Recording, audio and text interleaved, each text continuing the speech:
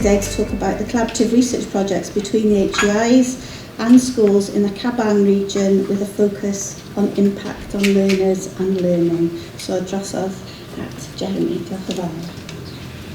Diolch yn fawr I chi. Fyddwch chi angen i'w neidio clusffonau, os gwelwch yn dda. Prynawn da pawb. Dwi'n mynd I gychwyn trwy gofyn 2 gwestiwn I chi. Dwi'n mynd I gofyn, rhoi 2 ffaith a wedyn gofyn 2 cwestiwn I chi. Ffaith, mae yna mwy o pobl yn byw ar y ddaear heddiw nag sydd wedi marw erioed.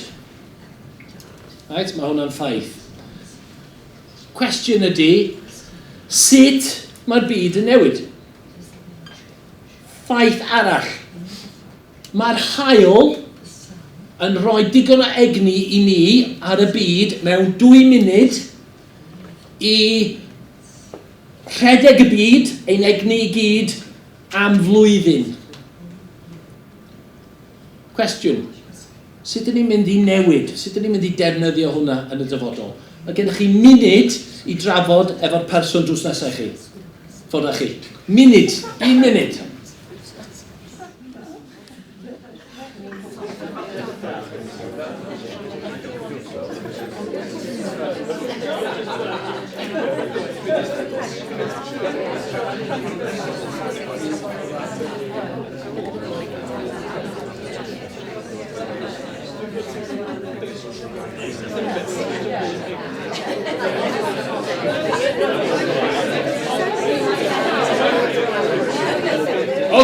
Dyna'r munud wedi mynd. Dyna'r wyrach 2 cwestiwn mwyaf yn y byd dyddiau yma'n dydy. Right? Sut mae'r byd yn mynd I para? Ond, sut mae hwnna yn cyd-fynd efo beth ni'n neud efo CABAN? Wel, mae'r byd yn newid. Mae'r byd addysg yn newid. Mae wedi newid lot yn y blynyddoedd diwetha. A mae dal I newid. A dyn ni fel sefydliad yn gorfod sicrhau bod y proffesiwn, bod pobl dyn ni'n hyfforddi i'r dyfodol yn gallu newid ac yn troi yn dysgwyr gydol oes. A mae hwnna'n rhywbeth dyn ni'n mynd I rhannu efo chdi mewn munud.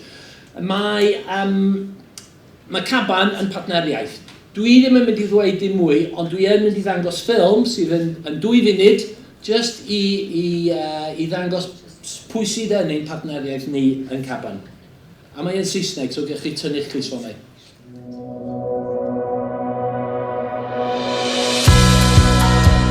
Education in Wales is entering an exhilarating new era, both in developing a world-class curriculum for schools and within teacher education.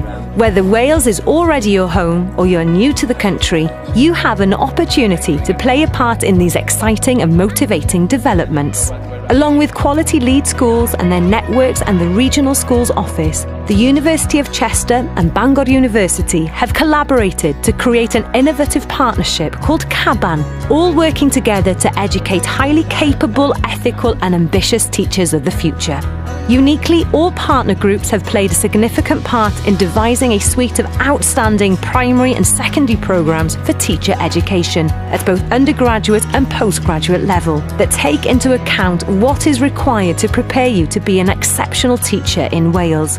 It is a partnership that provides you with a fantastic opportunity to study an initial teacher education course that firmly places all learners at its heart.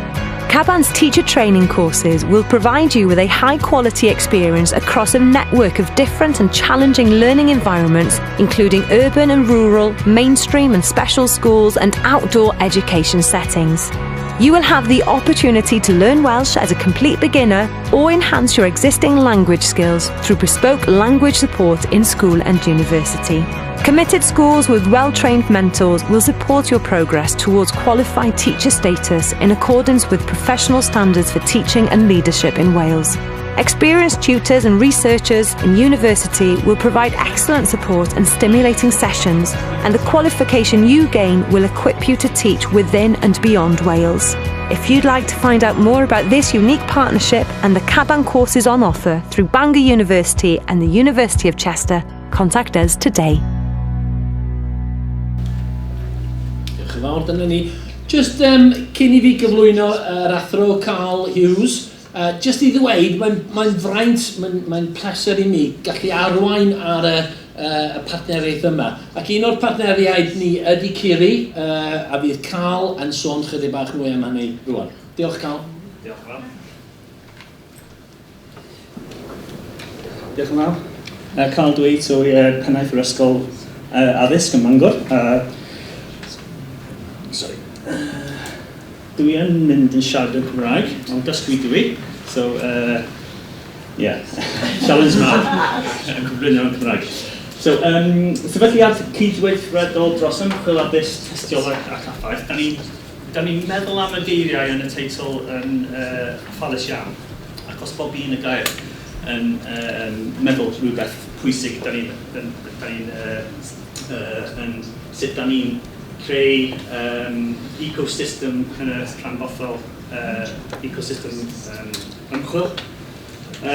Gweledigaeth CIEREI ydy gwella canlyniadau dysgu a lles dysgwyr trwy'r defnyddio'r ymchwil, gwybodaeth ymchwil, a da ni'n trio defnyddio cyd-datblygiad bob un o'r prosiect ymchwil efo'r ysgolion, efo'r athrawon mewn ysgolion. A da ni'n trio canolbwyntio ac ymchwil effaith, agos i ymarfer ar dan arweiniad a cyd-destun. So, da ni'n gweithio fel arfer efo'r athrawon, and ateb be di'r problem ti'n cael, be di'r problem ti'n eisiau gwybod mwy am, a da ni'n defnyddio, da ni'n trio gwneud ymchwil, adeiladu ymchwil ar gympos hynny. Da ni'n trio gweithio fel partneriaeth strategol, a efo bob un o'r rhandeiliad sy'n adeiladu gallu ymchwil rhanbarthol. Sori am y Cymraeg. Da ni gweld, lot o'r heiriau da ni'n gweld ar hyn o bryd, ond da ni'n meddwl am 4 ohonyn nhw. Sut da ni'n colygu a llydennu arfer gorau i ysgolion? Sut da ni'n gweithio dros y rhanbarthol i adeiladu gallu. Dwi'n jyst siarad tipyn bach am y 2 ohonyn nhw, a mae cydweithredwr Graham a Jane yn siarad mwy am rhif 3 a rhif 4 mewn munud. Y nod o CIEREI yn reiddiol, ddudodd y Professor Furlong mewn yr adroddiad, ddim digon o'r ymchwil yn digwydd dros Cymru ar gyfer addysg. Ond pan da ni'n gweld o gwmpas Prifysgol Bangor, bob un o'r ysgolion yn y Brifysgol, mae yna llawer o'r ymchwil pwysig i plant, pwysig i teuluoedd, a pwysig i ysgolion yn digwydd mewn ysgolion arall, yn arbennig yn seicoleg. So, dwi'n dod o adran seicoleg, o ysgol seicoleg yn Prifysgol, a dwi'n gwneud ymchwil mewn addysg, ers 20 mlynedd rwan, dwi'n meddwl. Dwi'n dechrau 20 mlynedd yn ôl.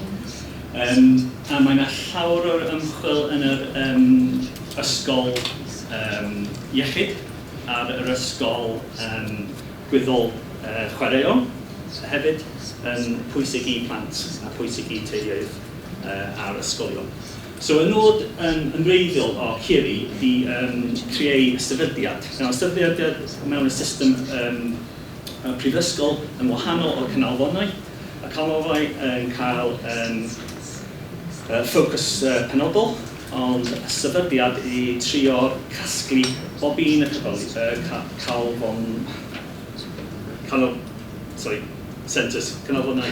canolfannau at ei gilydd i trio creu lle I pobl yn helpu athrawon gwybod beth sy'n digwydd yn y byd ymchwil.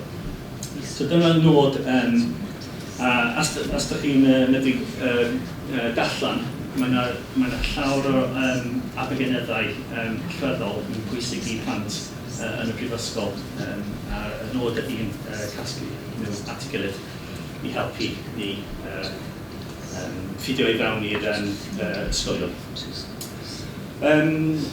Adeiladu gallu rhanbarthol, wel, tir yn yr 3 blynedd yn ôl, da ni'n codi tua'r 4 miliwn o grantiau ymchwil. Da ni'n trio creu capacity yn y system lleol, so da ni'n gweithio yn arbennig efo gwe dros y rhanbarthol a creu lot o projects o gwmpas yr myfyrio PhD. Mae Jane yn un ohonyn nhw yn siarad mwy am y gwaith mae hi'n wneud yn yr clwstwr o ysgolion yn Brill mewn munud. So, da ni'n trio gweithio dros y rhanbarthol efo'r cannoedd o'r ysgolion a cannoedd o'r athrawon, trio codi'r safonau o'r capacity yn y system ar gyfer ymchwil. So, rwan dwi'n meddwl dwi'n pasio'r drosodd i Graham i siarad mwy am sut da ni'n gweithio efo'r myfyriwr yn CABAN i helpu nhw yn codi sgiliau ymchwil. Diolch yn fawr. Thank you very much. Diolch yn fawr. Thank you very much, folks. I'm very aware that when you go third in 4 people, you've got to really squeeze what you're doing. The first 2 people have overrun slightly, so if I'm quick, that's why. I'm very aware also that some of what I'm presenting to you, I'm really standing on the shoulders of giants, some of whom are in the room who've done a lot of the structural and legwork in putting this work together. So what I want to do is very quickly take you through some of the work we've done to integrate professional inquiry into our new CABAN initial teacher education programs. So firstly, to give you the rationale for these, based on some of the work, if you want to see a little bit more in the poster work out in the other room, you can do that at the break time. But really, starting from before the accreditation documentation came through, we were thinking and looking to integrate practitioner inquiry within our courses sometime before that in our previous partnership working with colleagues in Aberystwyth University. Taking the work of Marilyn Cochran-Smith, setting inquiry a stance, taking that quite firm stand that actually inquiry should be part of teachers' continual professional development. And if we can integrate that and bring that in right from the very start, from that initial teacher education process, then that will start to develop that research activity within what we now call associate teachers, student teachers, as they become newly qualified teachers and then recently and more qualified teachers. This builds on the idea of professional capital, one of those key challenges that Hargreaves and Fulham present as a method for keeping and continually developing teachers within our education system, within this geographic area, within Wales and within the UK. So giving them those opportunities to actually continue to work and be challenged professionally, not, as we've heard, this idea that perhaps teaching is this recipe process that you can go through, but there's actually a reflective, evaluative part of that teacher development as well. And that then links on to some of Nicole's work. It's a real privilege to see her here today and meet her as the work of herself and Susan Graham-Waller-Smith has influenced so much of our thinking in this, and there's some other work there that talks about the fact that even if your findings are slightly uncomfortable in what you do, you still need to keep doing them. And if those things mean something has to change about your practice, then you need to change your practice. To actually use that research, not to have it as something which sets out to develop a more marketable type approach, but actually something which is totally about the learning of the children in the class and the impact. So we've used those as a rationale to kind of set out our story, if you like, in designing assessment tasks, designing appropriate checks and monitoring for the associate teachers who are going through all of our programs. If I can give you a couple of examples of these really are the examples put together by my colleagues in terms of some of the assignments and assessment tasks written, so I take no credit for these at all. Those folk who are sat here who've designed some of these know who they are, but really what we needed to do was, particularly with our postgraduates, was to not assume that they had a level of research literacy already. They come from a wide variety of backgrounds. They come from different degree programs, different universities, different countries. In fact, quite often we have many international students who come to us to train to teach. So we needed to set a base level. We needed to actually give them the skills that would allow them to become research literate and then research active themselves. And that journey, as I'm sure you're aware, over a PGCE course of 1 year is a very, very short space of time. So it's an incredibly steep learning curve. So we started to build them in those processes of actually trying to make sense of theory and practice, looking at training them to be observers. What do they see and how does that reflect to what they've learned? Making that kind of connection between them. Looking at specific practices of assessment for learning, those things they see on a day-to-day basis, and then reflecting on those and identifying their next steps, both for their own development and potentially for their research interests. Where might this take them when they come to look at their research project? Again, at the end of one of their school experience placements, reflecting on that and thinking about how does what I've learned address the learner's needs? How does this particularly focus on inclusion? And then focusing on developing those literacy skills, their research literacy skills with the associate teachers to tie some of those things together. So we've looked at doing this. We've obviously got to do it rapidly, particularly over that process, but doing it in a way that builds people, builds their ability, builds their confidence and builds their capacity. And that then comes to the point where it culminates in a critical portfolio, collecting together of some of their work, where they're able to give some critical analysis of the actual interventions, the work they've done within their school placements. And finally, a very small-scale practitioner inquiry project, which is structured but given free rein within their own practice. Again, trying to set the stage, set the scene for what they can then take on as they become newly qualified teachers. And of course, these also help support the associate teachers meeting the relevant standards, particularly the innovation and the professional development standards that they'll need to meet as part of their professional development, gaining their QTS. So what are we looking for in terms of outcomes? Well, really 4 things. Carl and Jeremy have already talked about how this is designed to increase the research capacity that we have, but we're looking to support our associate teachers. For some you might know those as student teachers, but that's our terminology for them. But to actually support their development, to show them that they are owners of their own learning. So in what we're modelling with them, they're also able to put into practice with the children that they work with. So modelling that. Supporting existing teachers, our great workforce of mentors and schools who work with us, actually they're able to take part and be part of that particular process and actually integrate with the projects that the associate teachers are running within the schools. So again, perhaps you might think of it as a bottom-up way of bringing research into the schools, building capacity there, but actually allowing some of our associate teachers to work closely with their colleagues who may not have such recent research experience, but obviously have the access and have the knowledge and experience working with the children in the schools where they are. Supporting schools across that and looking at actual issues which schools need to find out about. So using the research capacity, experience, expertise of CIEREI and colleagues who are working, our researchers there, PhDs, ED folk who are working to come in and deliver to our students, both at undergraduate and postgraduate level, and then also taking those projects to schools to support the learning that happens in schools. Ultimately, with the aim of really developing the research culture. So not just the activity, but a culture of scholarly research that happens within both the university, but partnering equally with all of those people involved in network schools, lead schools, CIEREI and GWER. So we move from this model of perhaps universities sitting in an ivory tower and using some guinea pigs that exist in local schools, if I can be blunt about it, but actually to a collaborative approach where we are all involved in this research culture which tells us how we can progress and improve. So I'm going to leave you at that point so that Jane's got a little bit of time left and hand over to Jane Pegram. Okay, thanks very much. Carry on.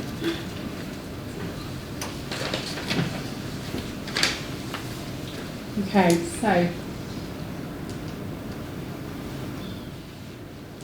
so I'm going to talk to you about 2 research studies, if I have time. I'll try my best. Which was working with a large cluster in North Wales. So just to give you a little bit of background, the cluster approached GWER and Bangor University in the hope to kind of introduce more research and help the cluster kind of move towards a more evidence-informed approach to their teaching and learning.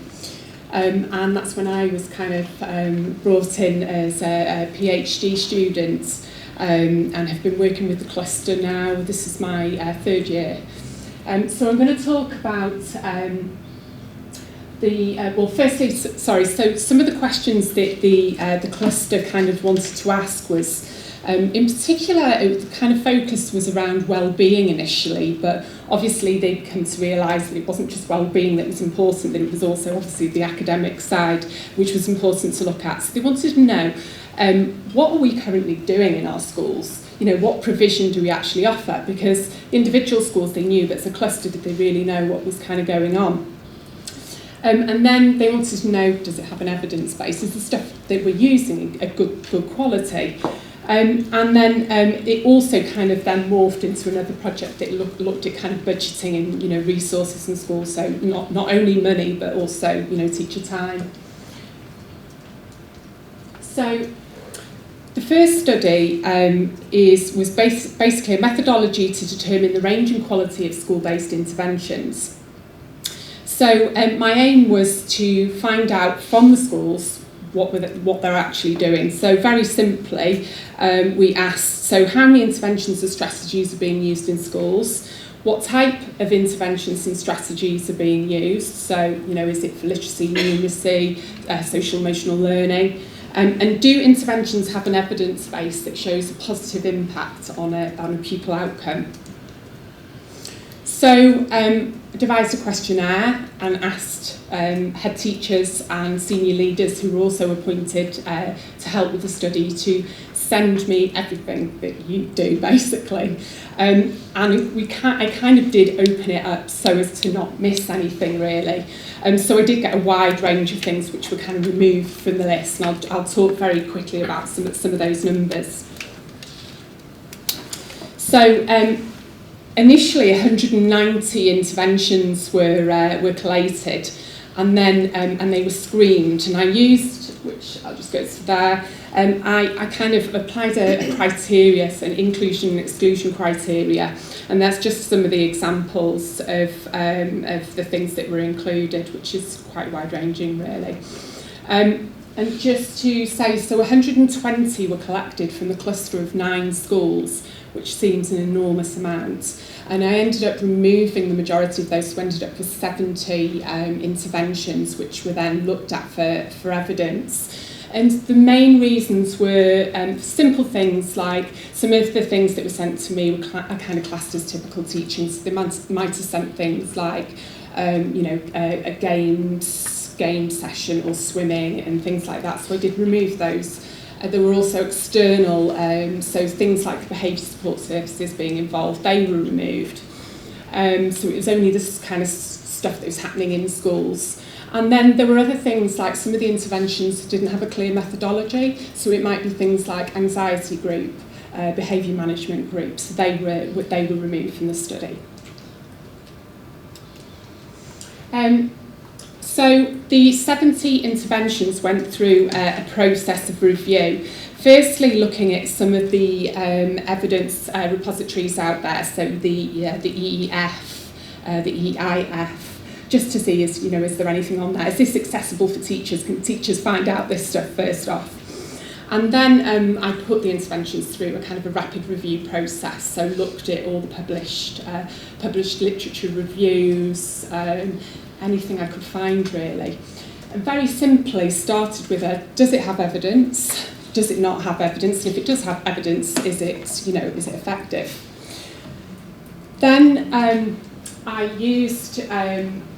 found this method which is used in healthcare called GRADE, and they commonly use it to kind of grade the quality of studies. So, for example, if an intervention was found in a study, then it's given firstly an initial grade, which would be a grade of 4, which is a high grade, is a randomised controlled trial.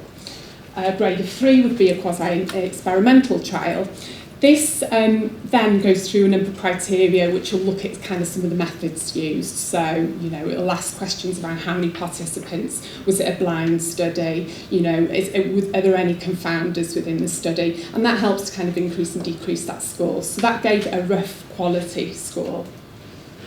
these are some of the figures that resulted from the work. So the average number of interventions in each school was 24.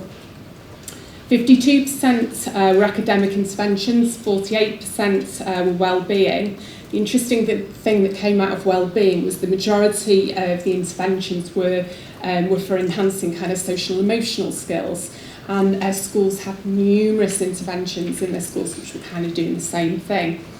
44% of interventions had an evidence base.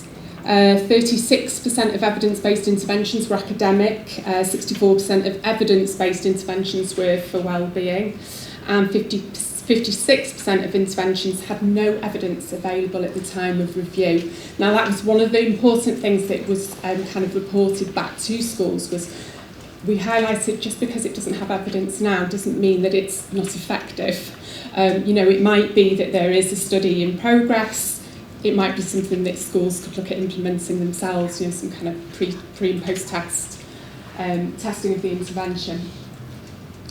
So following, have I got time to carry on?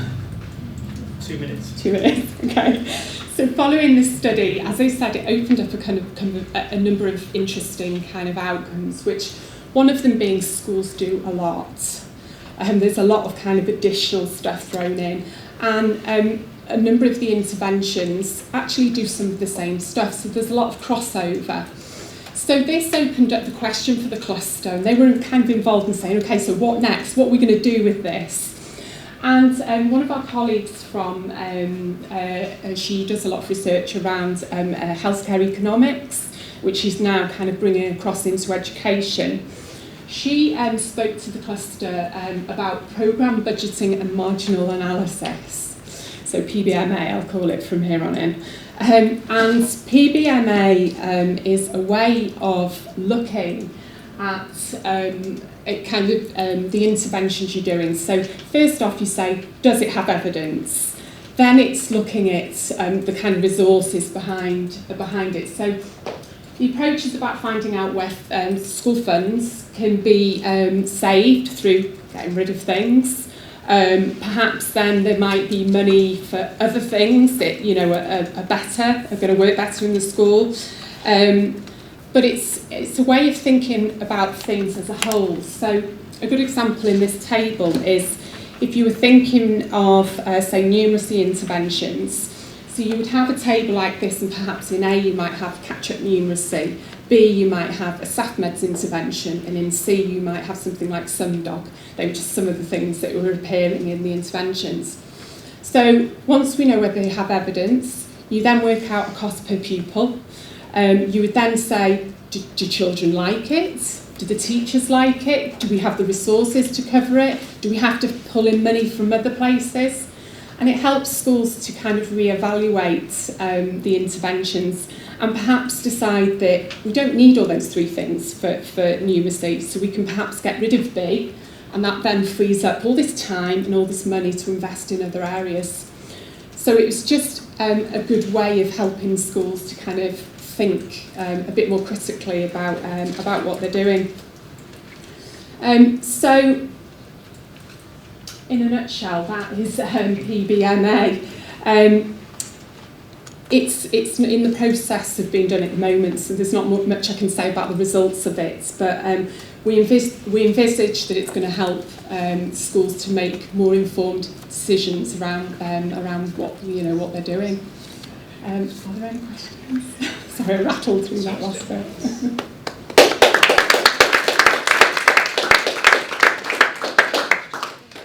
We've got time just for 2 questions before we move on. If anybody's got a burning issue they wish to raise.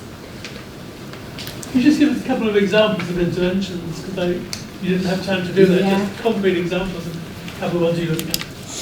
Ones with evidence or without? I don't mind.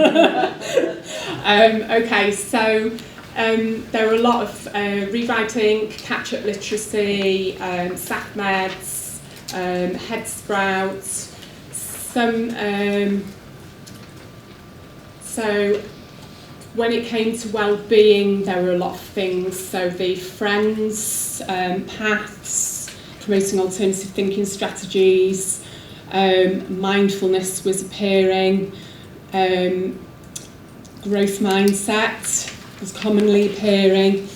I'm trying to think of the ones without evidence, which don't sit in my mind as well because they're kind of pushed to one side. But there were a lot of the ones without evidence were things like, these kind of ones where you can log into the computer and do these games around mathematics and things like that, which, they draw questions because some of the methods that are used are actually quite useful. And what we found from doing the PBMA stuff is some of them are very cost effective.